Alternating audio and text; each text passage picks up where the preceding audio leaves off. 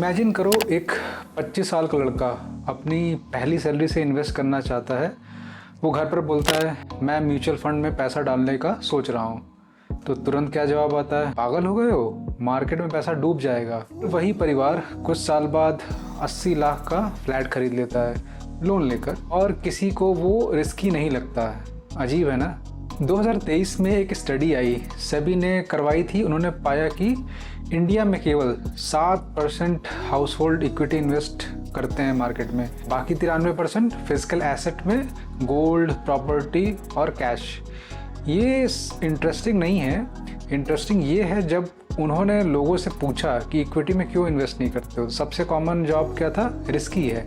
लेकिन जब उन्होंने उन्हीं लोगों से पूछा कि एफडी और प्रॉपर्टी सेफ क्यों है, तो जवाब था सब यही करते हैं, सब यही करते हैं। यानी इक्विटी रिस्की है क्योंकि इसे समझा नहीं, और प्रॉपर्टी सेफ है क्योंकि इसे समझना ज़रूरी नहीं लगा। ये फाइनेंशियल डिसीजन नहीं है, ये सोशल कन्फॉर्मिटी है। आज एग्जैक्टली यही देखना है, इंडियन मिडिल क्लास के फाइनेंशियल डिसीजन एक्चुअली आते कहाँ से है, और सेफ का जो मतलब हम समझते हैं वो एक्चुअली किसके लिए सेफ है। इंडियन मिडिल क्लास के पैसे के बारे में कुछ बातें हैं जो बिना सोचे समझे मान ली जाती है। पहली, प्रॉपर्टी सबसे सेफ इन्वेस्टमेंट है। क्यों?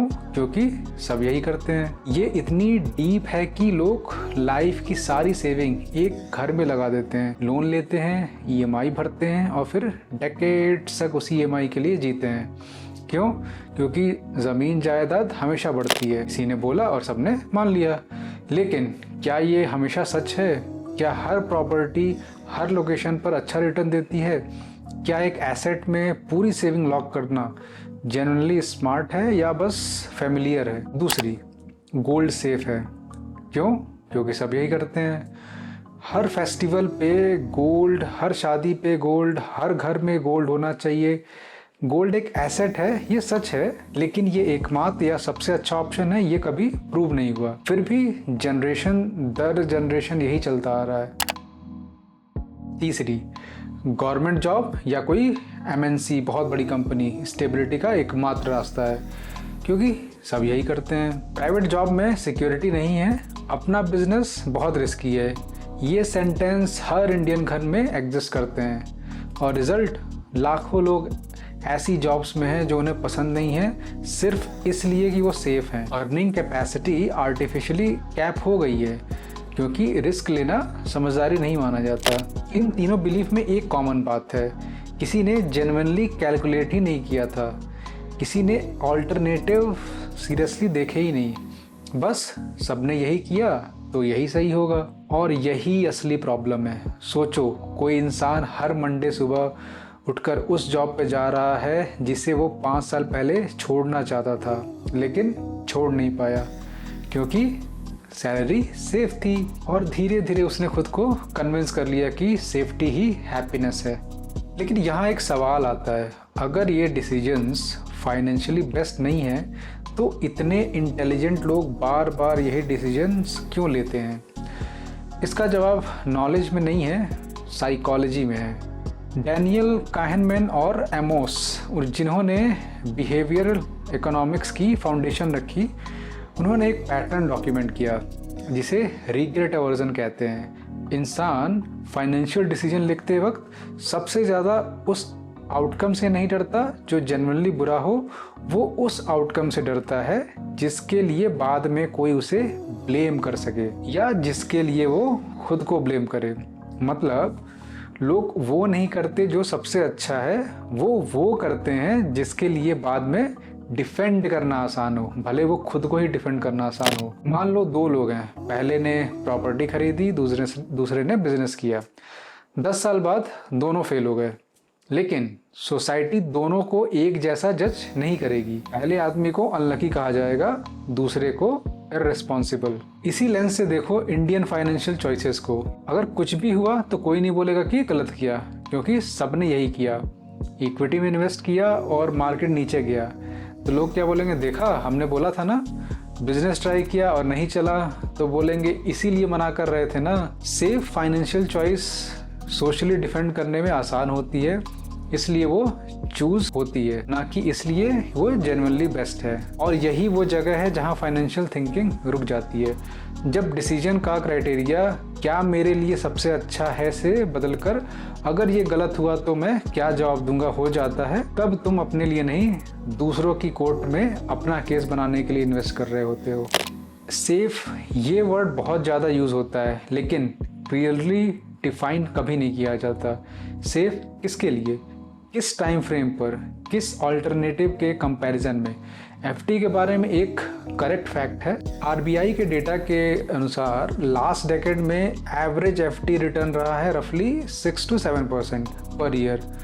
उसी पीरियड में इंडिया की एवरेज सीपीआई इन्फ्लेशन रही है रफली 5 to 6%। यानी रियल रिटर्न इन्फ्लेशन एडजस्ट करके 1-2% के आसपास तुम्हारा पैसा टेक्निकली बढ़ रहा है। वो भी नहीं बढ़ रहा क्योंकि टैक्स का हमने काउंट नहीं किया, तो नेगेटिव रिटर्न कह सकते हैं। लेकिन तुम्हारी परचेजिंग पावर, जो चीज़ें तुम पहले खरीद सकते हो, वो बेयरली बढ़ रही है, कुछ साल में तो घटती है बजाय बढ़ने के। तो एफडी सेफ है या सिर्फ नॉमिनली स्टेबल है। प्रॉपर्टी के बारे में, एक प्रॉपर्टी में पूरी सेविंग लॉक करने का मतलब यही है कि वो पैसा कहीं और काम नहीं कर सकता। लिक्विडिटी ज़ीरो हो जाती है, इमरजेंसी में वो घर बेचना आसान नहीं है, और प्रॉपर्टी का रिटर्न हाईली लोकेशन डिपेंडेंट है। अगर कुछ एरियाज़ में एक्सीलेंट है तो कुछ डेकेड्स तक फ्लैट भी होते हैं। तो प्रॉपर्टी सेफ है या सिर्फ विजिबल है और फेमिलियर है, लोग देख सकते हैं, टच कर सकते हैं, इसलिए रियल लगती है। गोल्ड के बारे में, घर में रखा हुआ है गोल्ड, ना डिविडेंड देता है ना रेंट, वो बस बैठा रहता है। इन्फ्लेशन हेज के रूप में काम कर सकता है लॉन्ग टर्म में, ये सच है, लेकिन गोल्ड हमेशा सेफ है और गोल्ड एक स्पेसिफिक पर्पस के लिए रीजनेबल ऑप्शन है। ये दो बहुत अलग स्टेटमेंट है। सेफ का असली मतलब ज़्यादातर केसेस में होता है, इस पर कोई सवाल नहीं उठाएगा। फाइनेंशियल सेफ्टी और सोशल सेफ्टी दो अलग चीज़ें हैं, और अगर हम दोनों को एक ही समझ लेते हैं, और शायद इंडियन मिडिल क्लास की सबसे बड़ी फाइनेंशियल मिस्टेक यही है, हम सोशल अप्रूवल को फाइनेंशियल विजडम समझ लेते हैं। ये पैटर्न आता कहाँ से है? क्यों Indian families genuinely financial thinking को इनकरेज नहीं करती? पहली वजह, और ये सबसे कम बोली जाती है, कंट्रोल।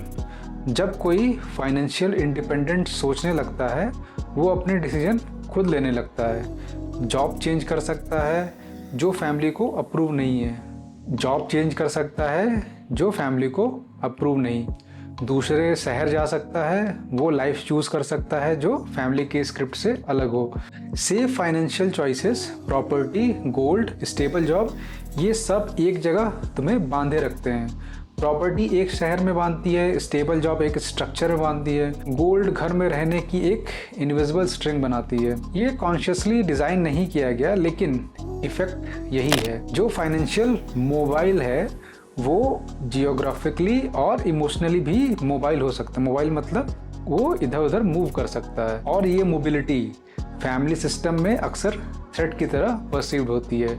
अगर तुम्हारे पास पैसे कमाने की एबिलिटी है तो तुम शहर बदल सकते हो, कैरियर बदल सकते हो, बिजनेस शुरू कर सकते हो, फैमिली की एक्सपेक्टेशंस को चैलेंज कर सकते हो, और यही कॉन्फ्लिक्ट शुरू होता है, क्योंकि फाइनेंशियल इंडिपेंडेंट इंसान को कंट्रोल करना बहुत मुश्किल होता है, उसे कन्विंस करना पड़ता है।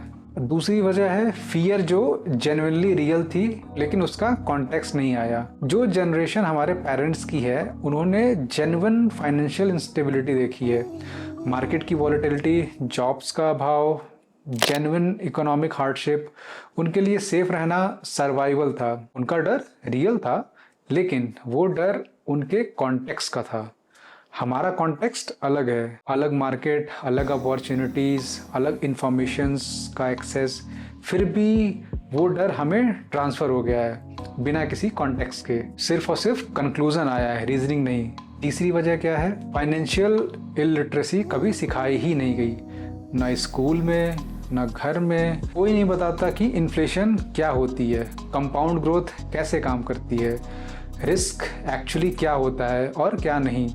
जब कोई चीज़ समझ नहीं आती, लोग वो करते हैं जो दूसरे कर रहे होते हैं, और दूसरे वो कर रहे होते हैं जो उनसे पहले वाले कर रहे थे। यही एक सर्किल है जिसमें लोग घूमते रहते हैं। सो प्रैक्टिकली क्या कर सकते हैं? अब डायरेक्टली और स्पेसिफिकली मैं ये नहीं कह रहा कि प्रॉपर्टी मत लो, गोल्ड मत लो, स्टेबल जॉब छोड़ दो। मैं ये कह रहा हूँ कोई भी फाइनेंशियल डिसीजन लेने से पहले ये 2 सवाल पूछो, सिर्फ 2। पहला सवाल, मैं ये इसलिए कर रहा हूँ क्योंकि मैंने सोचा है, या इसलिए क्योंकि सबने यही किया है? ये सवाल जेन्युइनली पूछो। अगर जवाब है सबने यही किया, ये ऑटोमेटिकली रॉन्ग नहीं है। कलेक्टिव विजडम कभी कभी वैलिड भी होती है, लेकिन तब एक नेक्स्ट सवाल, क्या मैं एक्सप्लेन कर सकता हूँ कि ये मेरे स्पेसिफिक सिचुएशन में क्यों सही है? अगर नहीं कर सकते तो तुम डिसीजन नहीं ले रहे, फॉलो कर रहे हो। एक सिंपल टेस्ट है, मान लो दुनिया में तुम्हें कोई भी जज नहीं करेगा, ना पेरेंट्स, ना रिलेटिव्स, फ्रेंड्स नहीं, तब भी क्या तुम यही इन्वेस्टमेंट चूज करते? अगर जवाब बदल जाता है तो डिसीजन फाइनेंशियल नहीं था, सोशल था। दूसरा सवाल, अगर ये डिसीजन गलत निकला तो मुझे एक्चुअली किसकी चिंता है, मेरे पैसे की या लोगों के ओपिनियन की? अगर तुम्हारी सबसे बड़ी चिंता ये है कि लोग क्या बोलेंगे, अगर ये चला नहीं तो तुम अपने लिए इन्वेस्ट नहीं कर रहे, तुम दूसरों की कोर्ट में अपना केस बना रहे हो। इन 2 सवालों के बाद कुछ कॉन्क्रीट स्टेप, इन्फ्लेशन और एफडी के रिटर्न के बारे में खुद कंपेयर करो। आरबीआई का डेटा पब्लिक है, एक बार देखो कि तुम्हारा सेफ पैसा एक्चुअल रियल टर्म में कितना बढ़ रहा है। एक ऑल्टरनेटिव ऑप्शन इक्विटी हो सकता है या म्यूचुअल फंड हो सकता है या कुछ भी। 1 महीना जेन्युइनली पढ़ो, इन्वेस्ट मत करो अभी, सिर्फ समझो। डर तब जाता है जब समझ आती है। फैमिली की एडवाइस सुनो, इन्फॉर्मेशन की तरह, आदेश की तरह नहीं। एक्सपीरियंस वैल्यूएबल है, लेकिन उनका कॉन्टेक्स्ट तुम्हारा नहीं है। पूरी वीडियो में एक सेंटेंस बार बार आया क्योंकि सब यही करते हैं, और शायद यही सेंटेंस सबसे महंगा फाइनेंशियल एडवाइस है जो मिडिल क्लास को मिला है। पैसा तुम्हारा है, हो सकता है एफडी तुम्हारे लिए सही हो सकता है प्रॉपर्टी सही हो सकता है गोल्ड भी सही हो। सवाल ये नहीं है, सवाल ये है अगर पूरी दुनिया चुप हो जाए, कोई सलाह ना दे, कोई जज ना करे, तब भी क्या तुम यही डिसीजन लेते? अगर जवाब हाँ है तो वो इन्वेस्टमेंट तुम्हारी है। अगर जवाब नहीं है तो शायद तुम्हारे पैसे इन्वेस्ट हो रहे हैं लेकिन डिसीजन किसी और का है। अगर वीडियो अच्छा लगा हो तो प्लीज़ कमेंट करें, लाइक एंड सब्सक्राइब।